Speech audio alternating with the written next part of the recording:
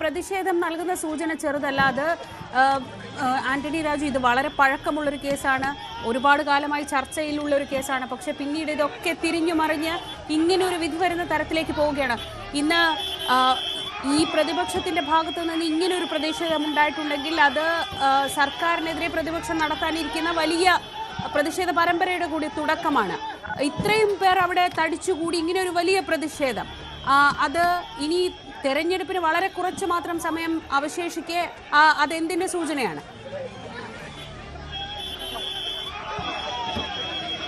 ജനുവരി 20-ന് നിയമസഭാ സമ്മേളനം ആരംഭിക്കാനിരിക്കുകയാണ്. ആ സഭാ സമ്മേളനം ആരംഭിക്കാനിരിക്കുന്നതിനിടയിലാണ് വളരെ അപ്രതീക്ഷിതമായി ആർക്കും ഇത്തരമൊരു വിധി അല്ലെങ്കിൽ ഇത്തരമൊരു നീക്കം കോടതിയുടെ ഭാഗത്തുനിന്ന് ഉണ്ടാകുമെന്ന് ആന്റണി രാജുവോ ഇടതു സർക്കാരോ ഒന്നും കരുതിയിരുന്നില്ല. അവിടെയാണ് നിയമസഭാ തെരഞ്ഞെടുപ്പിന് മാസങ്ങൾ മാത്രം ബാക്കി നിൽക്കെ ഇത്തരമൊരു വിധിയിലൂടെ സർക്കാരിന്റെ ഭാഗമായിരുന്ന മുൻ മന്ത്രിയായിരുന്ന 2.5 വർഷം രണ്ടാം പിണറായി സർക്കാരിൽ മന്ത്രിയായി സേവനമനുഷ്ഠിച്ച ആന്റണി രാജുവിന് അദ്ദേഹത്തിന്റെ MLA സ്ഥാനം ഉൾപ്പെടെ നഷ്ടമാകുന്നത്. രാവിലെ 11 മണിക്ക് MLA ആയി ഈ കോടതിയിലേക്ക് വന്ന ആന്റണി രാജു ആ സ്ഥാനം നഷ്ടപ്പെട്ട് വൈകുന്നേരം 5 മണിക്ക് തിരികെ തലസ്ഥാനത്തെ അദ്ദേഹത്തിന്റെ വസതിയിലേക്ക് മടങ്ങുന്ന അസാധാരണമായ സാഹചര്യം ഒരുപക്ഷെ രാഷ്ട്രീയമായി വലിയ തരത്തിൽ കോൺഗ്രസ് അത് ആയുധമാക്കി ഉപയോഗിക്കും. ഇപ്പോൾ തന്നെ തെരുവുകളിൽ പ്രതിഷേധം തുടങ്ങിക്കഴിഞ്ഞു. നെടുമങ്ങാട് നിന്ന് ആരംഭിച്ച പ്രതിഷേധം തലസ്ഥാനത്തേക്ക് ആന്റണി രാജു പോകുന്ന വഴികളിലും തുടരാനാണ് സാധ്യത. അതായത് തുടർ നീക്കങ്ങൾ ആന്റണി രാജുവിനെതിരെ മറ്റു തരത്തിലുള്ള നടപടികൾ കൂടി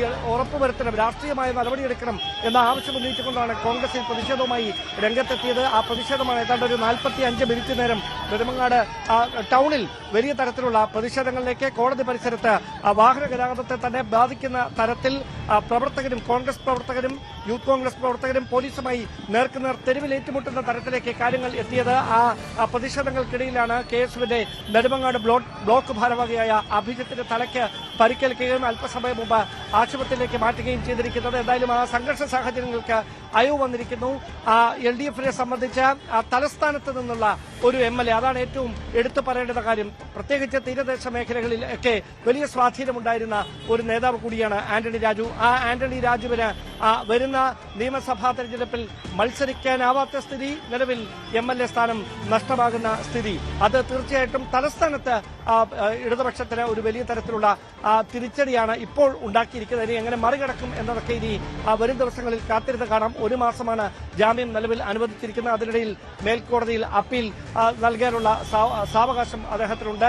ആ നീക്കങ്ങൾ അദ്ദേഹത്തിന്റെ ഭാഗത്തുനിന്ന് ഉണ്ടാകുമെന്നാണ് നമുക്ക് മനസ്സിലാക്കാൻ കഴിയുന്നത്. കോടതിയിൽ വിധി കേൾക്കാനായി കയറുന്ന മുമ്പ് അദ്ദേഹം മാധ്യമങ്ങളോട് പ്രതികരിച്ചത് നിരപരാധിക്കും ഇത്തരത്തിൽ ശിക്ഷ ഏറ്റുവാങ്ങേണ്ടി വരും എന്നതിന്റെ തെളിവാണ് ഈ കേസ് എന്ന തരത്തിലുള്ള ഒരു പ്രതികരണമാണ് നടത്തിയത്. കോടതി മുറിക്ക് പുറത്ത് മറ്റ് ഭാവഭേദങ്ങളൊന്നും ഉണ്ടായിരുന്നില്ല അദ്ദേഹത്തിന്. വളരെ സൗമ്യമായി തന്നെ മാധ്യമപ്രവർത്തകരോടൊക്കെ ആന്റണി രാജു പ്രതികരിക്കുന്നുണ്ടായിരുന്നു. വരട്ടെ, നോക്കാം കോടതി എന്ത് പറയുമെന്ന്, അതിനുശേഷം തുടർ നീക്കങ്ങൾ എന്ന തരത്തിൽ വളരെ ലാഘവത്തോടെ തന്നെയാണ് അദ്ദേഹം ഈ കാര്യങ്ങളെക്കുറിച്ചൊക്കെ സംസാരിച്ചുകൊണ്ടിരുന്നത്. പക്ഷേ കോടതി ഇവിടെ തന്നെ വിധി പറയുന്ന ഒരു സാഹചര്യം അത് പോലീസോ അല്ലെങ്കിൽ മറ്റ് നിയമ സംവിധാനങ്ങളോ പ്രതീക്ഷിച്ചില്ല. ഒരുപക്ഷെ അത് മേൽക്കോടതിയിലേക്ക് മാറ്റിയേക്കാം, സെഷൻസ് കോടതിയിലേക്ക് വിധി പറയാനായി മാറ്റുന്ന ഒരു സാഹചര്യം ഉണ്ടായേക്കാം. കാരണം 10 വർഷം മുതൽ ജീവപര്യന്തം വരെ തടവ് ശിക്ഷ ലഭിക്കാവുന്ന വകുപ്പുകൾ ചുമത്തിയിരിക്കുന്ന ഒരു കേസായതിനാൽ അത്തരമൊരു കേസിൽ വിധി പറയാൻ 3 വർഷം വരെ മാത്രം പരമാവധി ശിക്ഷ വിധിക്കാവുന്ന നെടുമങ്ങാട് മജിസ്ട്രേറ്റ് കോടതിക്ക് ആവില്ല. അതുകൊണ്ട് ഈ കേസ് ജൂറിസ്ഡിക്ഷൻ പരിധിയിൽ നിന്ന് മാറ്റിയേക്കാമെന്ന തരത്തിലുള്ളൊരു വലിയ അഭ്യൂഹങ്ങൾ ഉണ്ടായിരുന്നു. പക്ഷേ ആ അഭ്യൂഹങ്ങളൊക്കെ അസ്ഥാനത്താക്കിക്കൊണ്ടാണ് മജിസ്ട്രേറ്റിന്റെ ഭാഗത്തു നിന്ന് മജിസ്ട്രേറ്റ് റൂബിയുടെ ഭാഗത്തു നിന്ന് അത്തരത്തിൽ കൃത്യമായൊരു വിധി പ്രസ്താവം 3 വർഷം വരെ തടവ് ശിക്ഷ ലഭിക്കാവുന്ന കുറ്റകൃത്യങ്ങൾ പ്രതി ചെയ്തിരിക്കുന്നു എന്ന് പറഞ്ഞ് 1ഉം 2ഉം പ്രതികൾക്കെതിരായ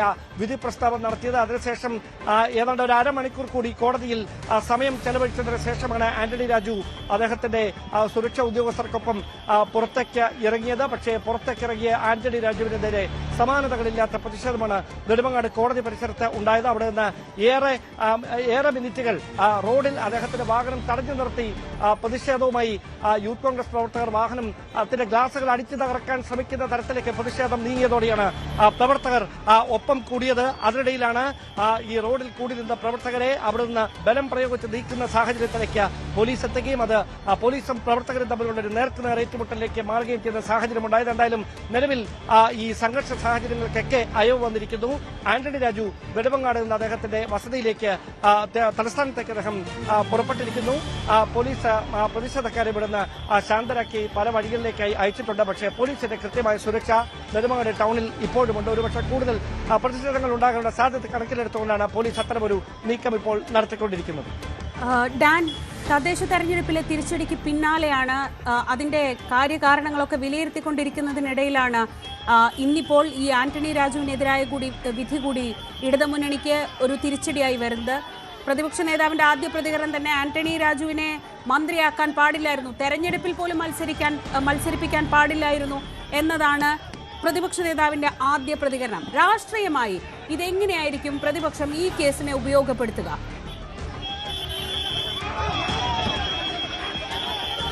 തീർച്ചയായിട്ടും, അതായത് 30 വർഷം പഴക്കമുള്ള ഒരു കേസ് 1990 ഏപ്രിൽ 4-ന് സംഭവിച്ച ഒരു കേസുമായി ബന്ധപ്പെട്ടുണ്ടായ നടപടികളിൽ പ്രതിക്ക് രക്ഷപ്പെടുത്തുന്നതിനായി തൊണ്ടുമുതലിൽ കൃത്രിമം കാണിച്ചു എന്ന കേസ്, അതിൽ നീണ്ട 16 വർഷങ്ങൾക്ക് ശേഷം കോടതി വീണ്ടും ആ കേസ് 2006-ൽ പരിഗണിക്കുകയും, അതായത് അതിൽ കൃത്രിമം നടന്നിട്ടുണ്ട് എന്ന കാര്യം മാധ്യമ ചർച്ചകളിൽ ഇടം പിടിച്ചതിന് പിന്നാലെയാണ് വലിയ തരത്തിലുള്ള ചർച്ചകളിലേക്ക് അത് വഴിവെക്കുകയും വാർത്തകളിൽ നിറയുകയുമൊക്കെ ചെയ്യുന്ന സാഹചര്യം ഉണ്ടാകുന്നത്. പിന്നീടാണ് കോടതിയിൽ ഇതുമായി ബന്ധപ്പെട്ട റിപ്പോർട്ട് സമർപ്പിച്ചതിന് ശേഷവും വിധി വരാൻ വീണ്ടും ഏറെ നാൾ കാത്തിരിക്കേണ്ട സാഹചര്യം. അങ്ങനെ ഹൈക്കോടതിയുടെ ഡയറക്ഷൻ ഈ കേസിൽ ഉണ്ടാകുന്നു. അതിനൊടുവിലാണ് ഇന്ന് വിധി പറയുന്ന തരത്തിലേക്ക് കാര്യങ്ങൾ എത്തുകയും ചെയ്തിരിക്കുന്നത്. അങ്ങനെയെങ്കിൽ തുടർ നീക്കങ്ങൾ എന്താകും? അതായത് ഏതാണ്ട് കൃത്യമായി തന്നെ അദ്ദേഹത്തിനെതിരായിട്ടാണ് പ്രോസിക്യൂഷന്റെ കണ്ടെത്തലുകൾ എന്ന് നേരത്തെ തന്നെ ബോധ്യപ്പെട്ടതാണ് സർക്കാരിന്. അങ്ങനെയിരിക്കെ അദ്ദേഹത്തിന്